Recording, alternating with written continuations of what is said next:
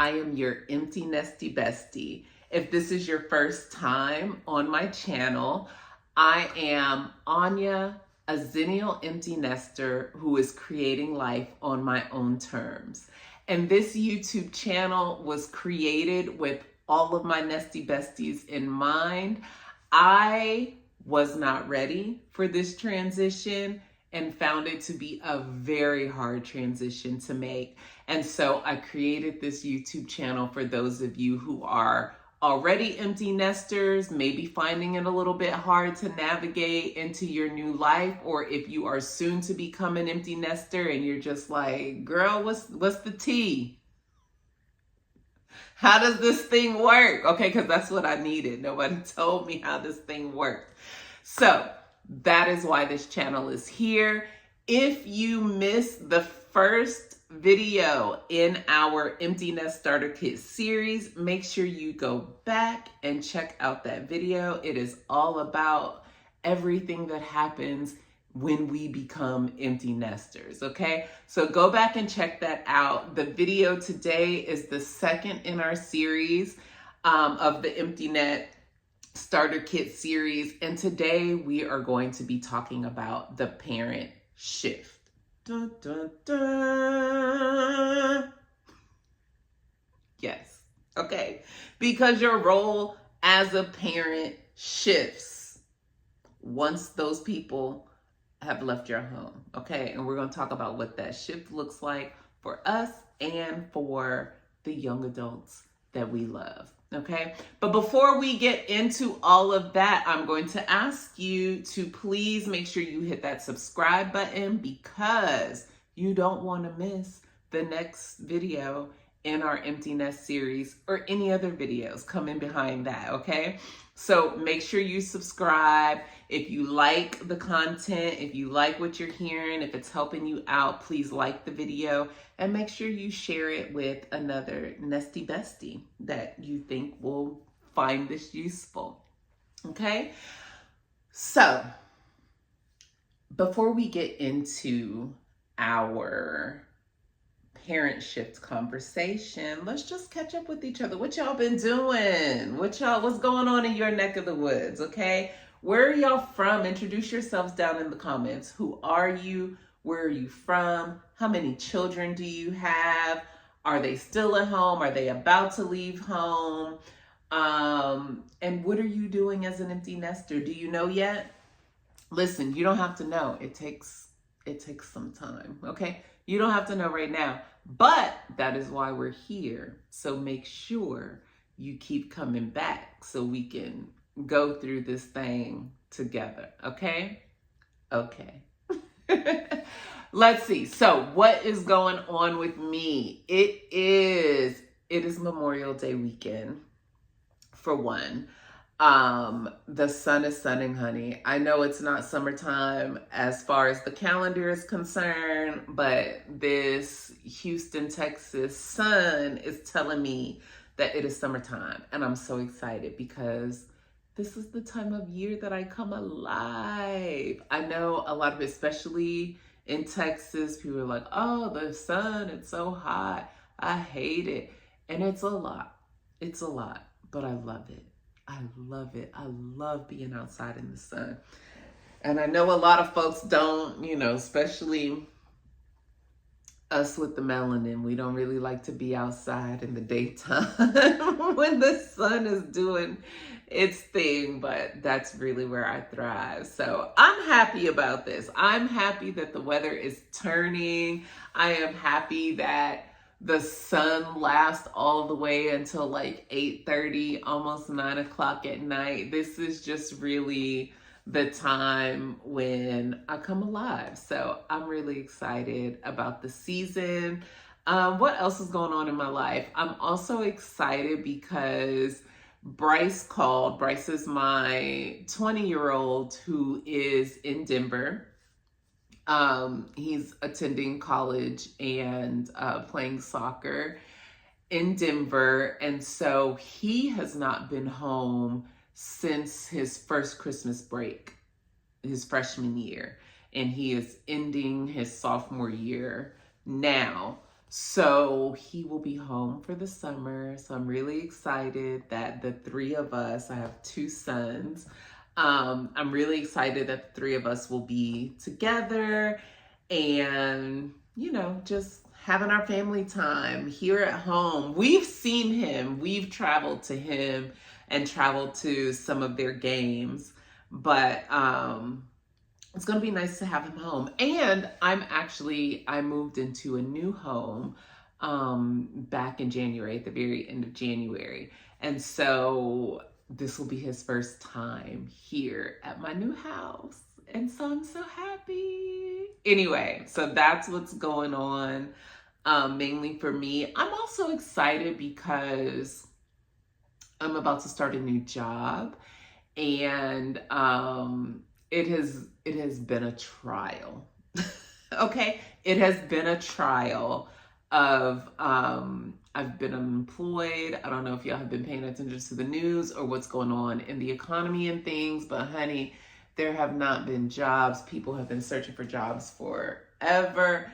I was one of those people, but I am starting my new job tomorrow. So excited about that. It's a job that it's a growth position for me. And it's, the type of position that I've been looking to get into for quite some time. And so it's finally here, and we're just going to see how that plays out. Now, look, I don't intend for this space to be a place that I talk about work. So I won't be talking about work a whole lot, okay? At least not my own. But that is what's going on in my life right now. So, just wanted to share. Yeah. Let's get on into our subject matter for the day. Okay. All right, nesties. So today's topic is the parent shift. The parent shift. It is the shift that we make once all of the children are gone from the house. They are young adults out living their life, being the people that they are going to become, right? There is a shift that happens for us as parents in how we parent our children. So let me just back up a little bit and tell you where I first got this idea of this parenthood shift. And it's from many, many years ago when Oprah Winfrey still had her show on television. And there was an episode, I don't remember exactly what the episode was about and if this was even like the core matter of the episode, who was a guest on the show. And she was telling her stories of how like all of her children seemed to be angry with her and she just didn't understand. She raised these children and she gave them this wonderful life and, they've become great people and she doesn't understand why they won't. And I'll just be honest with you, it sounded to me like she was meddling in everybody's business. I'm like, what you mean you don't understand? Honey, you are causing problems, okay? But no, in all seriousness, that's really what the expert had to tell her that day. The expert was like, ma'am, the problem is that you don't realize that your role in your children's lives have shifted.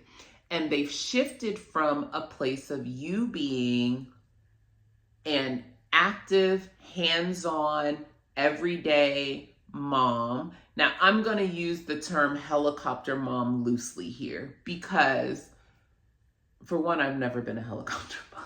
That has not been my life, okay? I've not been that hovering type of mom. But I'm using it loosely in terms of the fact that when your children are living at home with you, they are, every morning you're getting them up, you're getting them ready for school, the whole hustle bustle in the morning, coming home in the evenings, checking homework, doing homework, going to extracurricular activities and all of that, right? So that's my loose definition of a helicopter parent for this conversation.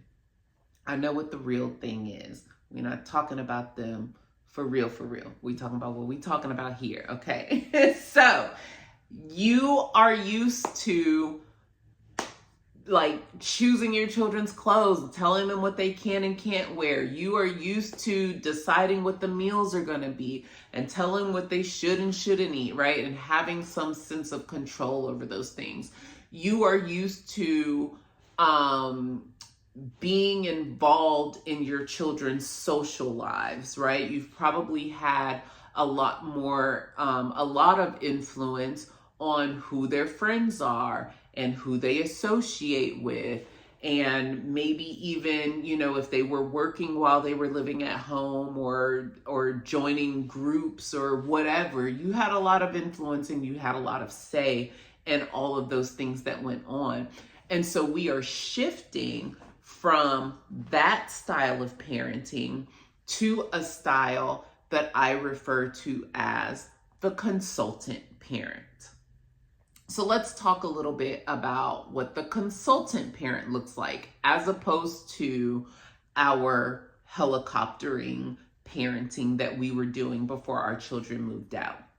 So just like a consultant for a business, okay? So we're thinking of like on business terms right now. So we have a business.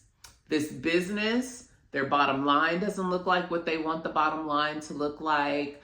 Their customers are not satisfied, right? They're getting a lot of complaints from their customers. They've put out a product that they thought was going to be top selling, whatever, and it turned out to be a complete dud, okay? So this business is saying to itself, okay, we got to figure out how to get things back on track. And obviously what we had planned isn't working out. So we need to bring someone in. The someone is a consultant, okay? Now, what does a consultant do? That consultant comes into the business as an outsider.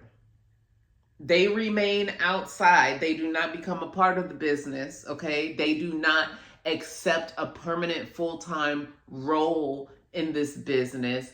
They are there to be a set of outside eyes and ears with a lens of expertise and experience that's going to help the business figure out what they need to do to be headed toward the success that it is that they want, okay?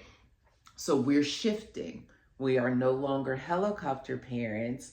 We have now shifted into consultant parent range, which means when our young adult children are finding themselves in a pickle or just navigating life as a young adult, right? We are no longer the doers or the dictators of what happens in their lives. We are done with that role, okay? What we are going to do with the expertise and experience that we have in life and raising these young people to who they are now, we are going to offer advice, counsel, suggestions for how your young adult is going to move through life, right? The goal of parenting at this stage is not to dictate, dilly-dally all through. It's not your job to do that anymore. You have a life. We're going to talk about that in part 3, so make sure you come back. You have a life that you're creating over here, honey. You need to be focused on you and what you have going on, okay? So it's not our job to do for our children anymore. It is our job to be there to help guide them and counsel them through the things that they are needing to be successful in their life. So that's the gist of what a consultant parent is. So now let's put this into some practice, and I'll share my experience when Bryce went off to college. So Bryce plays soccer at the University of Denver. And before, like, that freshman class that came in, honey, those coaches had us all together, the parents. They were like, we have these workshops we want you all to be involved in. It was like, I don't know. I was like, what time y'all need me to be on the call? Okay. I'll be on the call. What are we talking about? Well, what they did was they had a couple of experts, a psychologist and a counselor, somebody, right? People with expertise in understanding the transition that young people make from home to college. And we had several Zoom calls where they shared scenarios that our student athletes might find themselves in, and how are we going to help them navigate that. Okay, so this was the takeaway that I gained from that experience, and that was, first of all, allowing your young adult to come to you. Okay, so of course we're involved, of course we're talking to them regularly, and we want to know what life is like, but we're not looking to interject into life. We want them to tell us what's happening, and if and when they find themselves having a problem that needs to be sorted out, we want them to come to us looking for the help that they need, as opposed to us always being in the mix. We don't need to be in the mix like that anymore, okay? So the thing was, problem comes up, student calls, and it's like, I have this problem, I don't know what to do. The first thing, as a consultant, remember that consultant comes in and they're observing.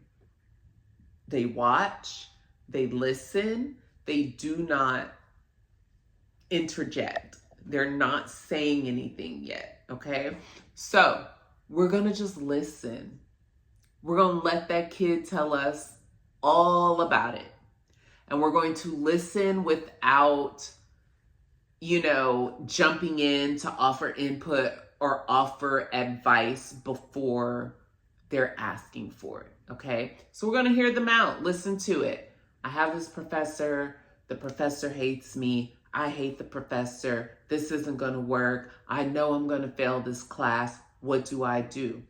First thing is, we ask the child or our young adult, what do you think you should do? What do you think is the problem? Okay?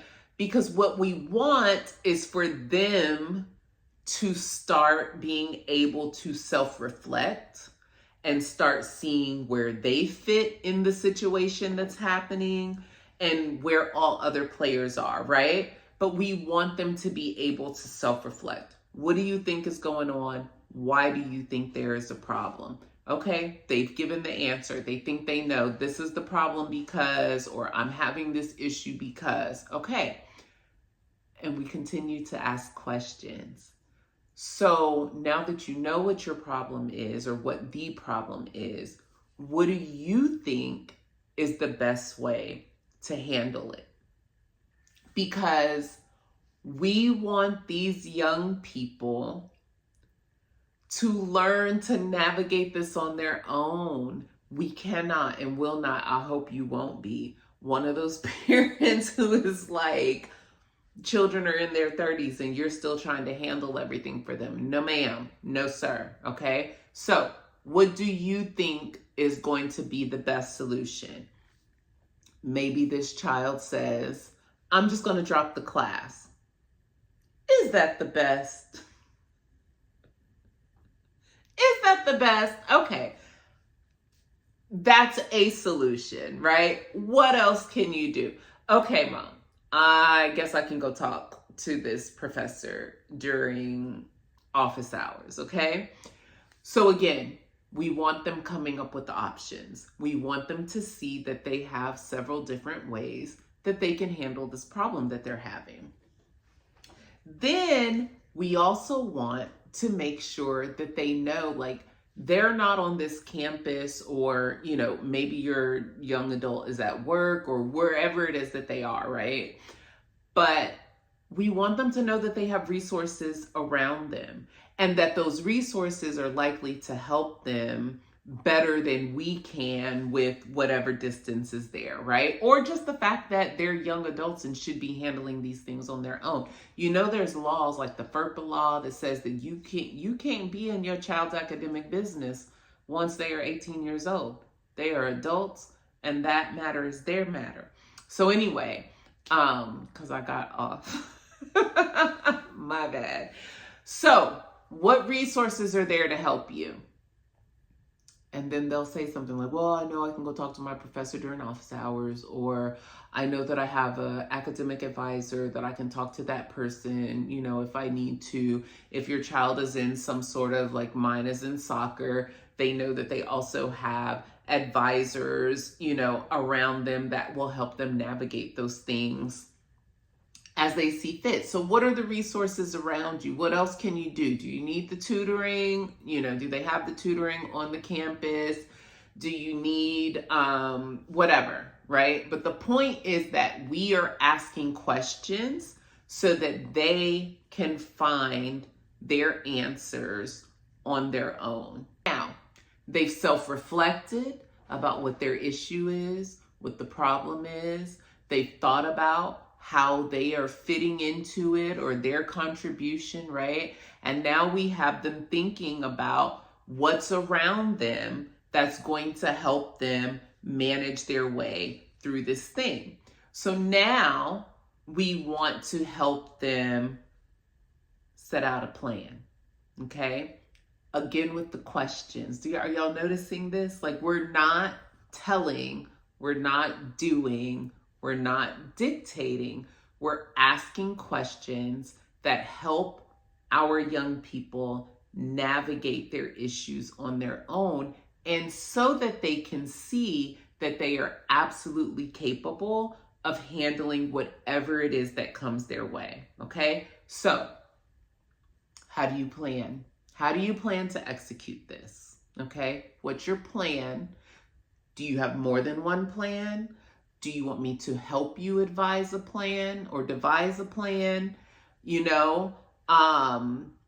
Let them tell you, okay? And then then this is where you can come in with your expertise and your experience of, well, if you go to the professor during office hours, and then this. If you go to your academic advisor and, whatever, then there's that. Maybe you have to go to financial, like whatever it is, right? But helping them realize you have resources, you can create this plan. Here are some options, right? You have options before you. So now, which option do you plan to take, and how do you plan to execute it? And let them tell you.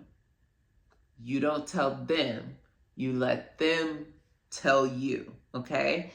And so now they've got a clear plan. They know what they're going to do to execute. And then guess what you do? Guess what you do? We sit back. We sit back. We drink our water. We live our lives. Y'all see my little picture? My pictures over here. I gotta get that stuff put up. Okay? Little things I want to do around my house. Right? I live my life. I'm not over here calling this child every other day. Did you find it? Do you know? Did you do it? Huh? No, we're not doing that. We're not doing that. What's going to happen is your child is going to set forth on whatever plan they decided was best, okay? And then they're going to come back to you and they're going to say, guess what? Guess what, Mom?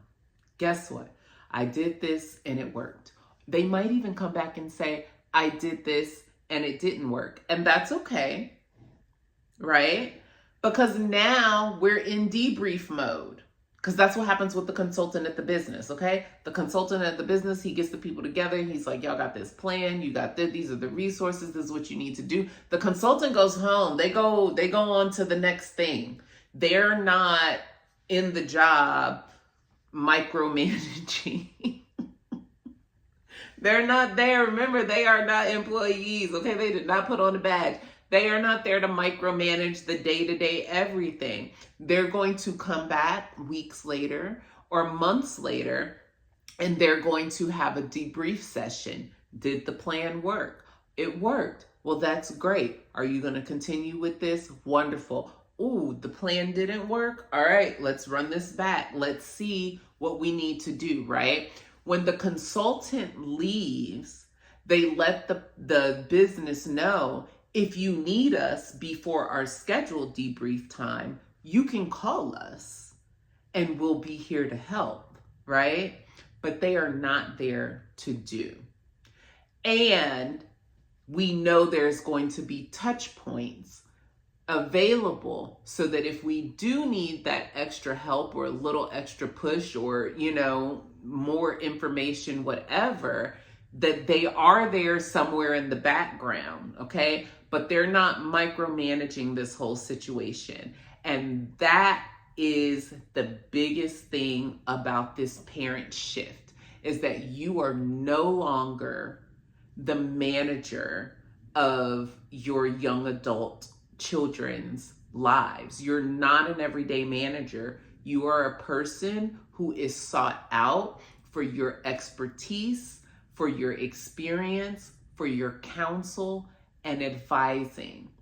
But you are no longer in their life to manage all of the things that they're doing.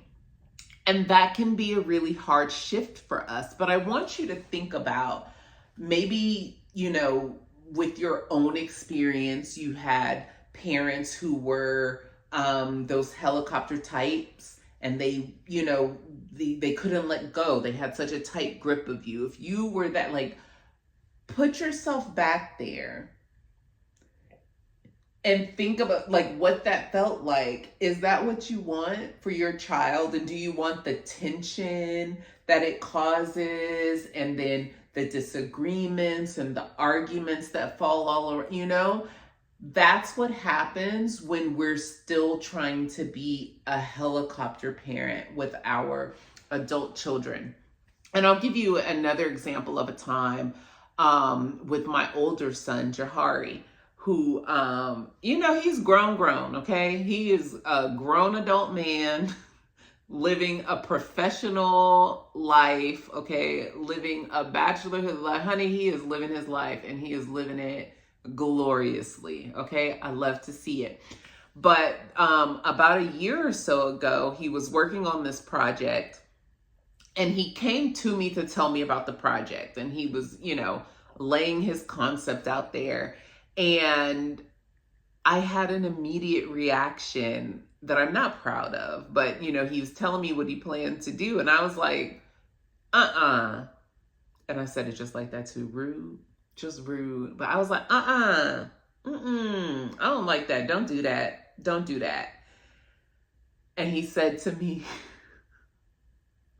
he humbled me real quick. He said, first of all, I'm not calling you. I can't believe this man spoke to me like this, okay? But anyhow, he was like, first of all, Mom, I'm not calling you to ask you to do this. I'm an adult. I'm just telling you what I'm planning to do. And I very quickly had to, because as much as maybe that could have hurt my feelings, or, I could have done I'm the mama. I'm the mama, you the child, you don't talk to me. It could have turned into all that. But what he said was very real. He was calling to share something with me that he was really excited about. And me immediately jumping in with that wasn't what he was looking for, right? He was looking for support in his endeavor. He was looking to share something with me that was important to him. And I was wrong for like trying to litter all my stuff all over what he had going on, right? And so, and long story short, I apologized. I was like, my bad. You're right. All right, tell me all about it. And he told me all about it. And when he executed on what he executed on, it was amazing. It was amazing. And I was so proud of him and so happy once I saw the finished product, the finished product for what he was working on. And yeah, so just an example of how we can, as parents, unknowingly be the biggest problem, right? If we don't know when we're supposed to make that shift, and if we're or if we're delaying that shift because we're still trying to maintain some type of control, or just feel like we still have to manage these young adults, because we don't. Okay, we don't, and you shouldn't be. All right, we're gonna talk next time in our Empty Nest Starter Kit video 3, and that's going to be the last video of the series. We're going to talk about what creating a new life looks like, okay? And that is your business. That part is your business. That's where you need to be, all in the up and up and up and okay, creating and doing and living and being and finding your way into your new life as your young people are creating the new lives that they plan to be, that they're going to be. And it's exciting to watch them when we can do that from a standpoint of being a consultant, being helpful, being an advisor, but not trying to dictate to them what they should be able to do. So I hope this information helps.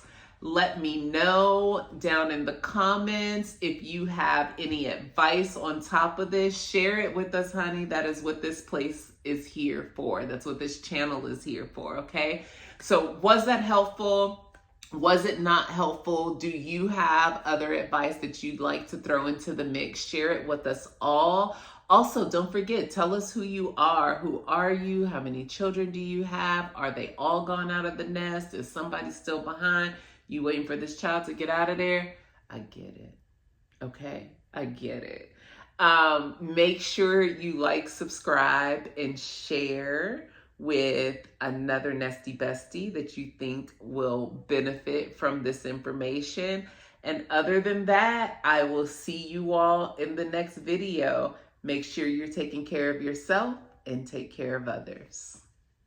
Bye, nesties.